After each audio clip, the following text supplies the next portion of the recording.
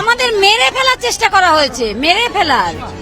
মেলেনি মেয়ের মৃত্যুর সুবিচার, বিচার ছিনিয়ে আনতে পথে নেমেছেন কন্যাহারা কাদম্বিনীর বাবা মা। নবান্ন অভিযানে গিয়েও কাদম্বিনীর মা বাবার উপর পুলিশি লাঠিচার্জের অভিযোগ। মাথা ফুলে যায় কাদম্বিনীর মায়ের। বাইপাসের ধারে একটি বেসরকারি হাসপাতালে নিয়ে যাওয়া হয় কাদম্বিনীর বাবা মাকে। ফোরহেডে এখানে হচ্ছে সোয়েলিং আছে, সিটি স্ক্যান করতে হতে পারে, কারণ এই ধরনের যে কোনো মারে কনকাশন ইনজুরি হওয়ার হাই চান্স থাকে। ঠিক আছে, পেন কিলার দেওয়ার চেষ্টা করেছিলাম কিন্তু ওনার ভমিটিং লাগছে। মহিলা পুলিশ মেরে আমার হাতের শাঁখা ভেঙে দিয়েছে। তিনি বলেন, আগে মেয়েকে মেরেছে, এবার আমাদের মারতে চাইছে, এর শেষ দেখে ছাড়বো। আমার হাতের শাখা ভেঙে দিয়েছে, সেই ঘাড়ে মেরেছে, সমস্ত জায়গায় ওর বাবাকেও মেরেছে।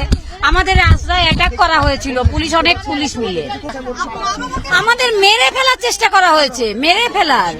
এটা পশ্চিমবঙ্গ সরকারের যে পুলিশ, সেটা তৃণমূলের পুলিশ, তারা আমার মেয়েটাকে মেরেছে এবং পরবর্তীকালে আমাদেরও টাকা পয়সা দিয়ে যেহেতু ম্যানেজ করছে মেরে বিষয়টাকে, অবশ্যই এটা প্রতিহত করা না, এটা হচ্ছে তৃণমূলের একটা স্ট্র্যাটেজি।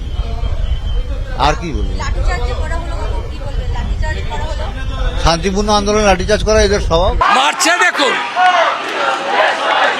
মেয়েটাকে মেরেছে, বাবা মাটাকেও আজকে মারছে। হাসপাতালে কাদম্বিনীর মা বাবাকে দেখতে গিয়ে প্রথমে পুলিশি বাধার মুখে পড়তে হয় শুভেন্দু অধিকারীকে। পরে তিনি হাসপাতালে পৌঁছন, যান কৌস্তব বাগচিও। শুভেন্দু অধিকারীর যে কনভয়, সেই কনভয় এগোচ্ছে এবং তিনি বলছেন রাস্তা ঘুরিয়ে দেওয়ার কথা বলছেন। তবে তবে তবে তবে শুভেন্দু অধিকারী বলছেন তিনি সোজাই যাবেন। তিনি বলছেন তার যে রাস্তা, সেই রাস্তা কিন্তু পুলিশ ফের আটকাচ্ছে, পুলিশ ফের আটকাচ্ছে পুলিশ। ইনজুরিটা যথেষ্ট সিরিয়াস, সিটি স্ক্যান হয়েছে, এমআরআই ওনারা করছেন এবং ওনারা অ্যাডমিটেড করলেন। বলছি এরা এই দুটো উইটনেসকে খতম করতে চেয়েছিল যাতে এই কেসটা ক্লোজ হয়ে যায়।